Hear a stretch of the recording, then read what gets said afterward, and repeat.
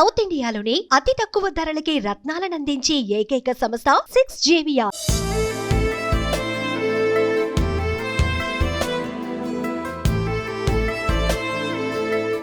హైదరాబాద్లో జరిగిన 72వ miss world పోటీలలో థాయిలాండ్కు చెందిన మోడల్ ఓపాల్ సుచతా చువాంగ్స్రీ ప్రపంచ సుందరి కిరీటాన్ని సొంతం చేసుకున్నారు.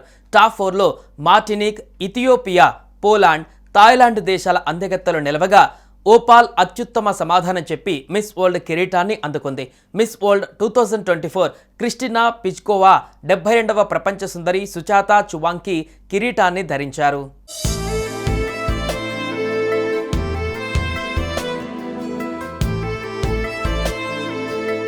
థాయిలాండ్కు చెందిన ఓపాల్ సుచాతా చువాంగ్స్రీ 72వ ప్రపంచ సుందరి. భారతదేశంలో 3వసారి జరిగిన ఈ టైటిల్లో దేశానికి చెందిన నందిని గుప్తా పాల్గొని ఖండాంతర టాప్ 2 నుండి నిష్క్రమించింది. ఇక ఆసియా అండ్ ఓషియానియా ఖండం నుంచి థాయిలాండ్, ఫిలిప్పీన్స్ భామలు టాప్ 8కు అర్హత సాధించారు. ఇందులో జడ్జిలు అడిగిన ప్రశ్నలకు మెరుగైన సమాధానాలు ఇచ్చిన అనంతరం టాప్ 4ని సెలెక్ట్ చేశారు. Thailand, Poland, Martinique, Ethiopia top 1కి చేరగా ఇందులో అత్యుత్తమ ప్రతిభ కనబరిచిన థాయిలాండ్ సుందరి ఓపాల్ సుచతా విజేతగా నిలిచి మిస్ వరల్డ్ 2025 కిరీటం కైవసం చేసుకుంది. మిస్ వరల్డ్ విజేతకు 8.5 కోట్ల నగదు, 1770 క్యారెట్ల వజ్రాల కిరీటం, ఏడాది పాటు ఉచితంగా ప్రపంచ యాత్ర సౌకర్యం కల్పించనున్నారు.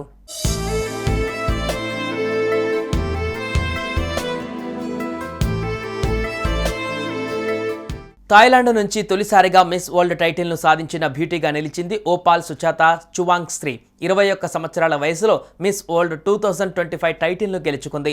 20 మార్చ్ 2003న పుకెట్ నగరంలో జన్మించిన సుచతా చువాంగ్స్రీ బ్యాంకాక్లోని త్రియం ఉదోమ్ సుక్సా పాఠశాలలో చదువుకుంది. థాయ్, ఇంగ్లీష్తో పాటు చైనీస్ భాషలోనూ ప్రావీణ్యం ఉంది.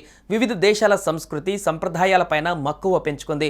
ప్రస్తుతం ధమ్మాసాట విశ్వవిద్యాలయంలో పొలిటికల్ సైన్స్ అభ్యసిస్తోంది. అంతర్జాతీయ వ్యవహారాలపైన దృష్టి పెట్టారు. అయితే వ్యాపారవేత్తల కుటుంబం నుంచి వచ్చిన ఆమెకు మోడలింగ్, అందాల పోటీలలో ఆసక్తితో 2021లో మిస్ రతనకోసిన్ పోటీల ఆడిషన్స్లో పాల్గొంది. అయితే అందులో పాల్గొనేందుకు అవకాశం రాకపోయినా అధైర్యపడకుండా ప్రయత్నాలు చేసింది.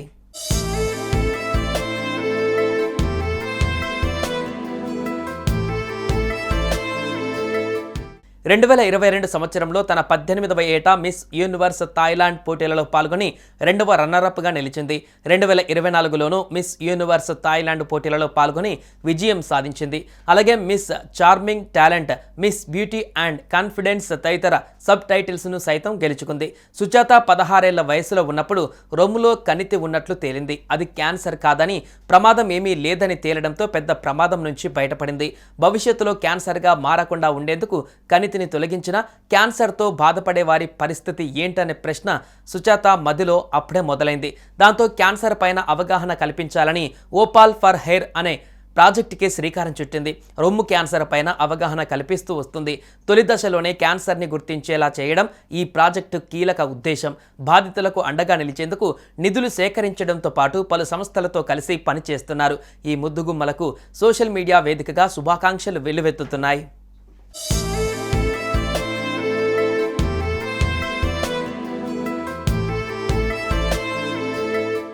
సుమన్ టీవీలో మీ పర్సనల్ అండ్ బిజినెస్ ప్రమోషన్స్ కోసం కింది నెంబర్కి కాంటాక్ట్ చేయండి.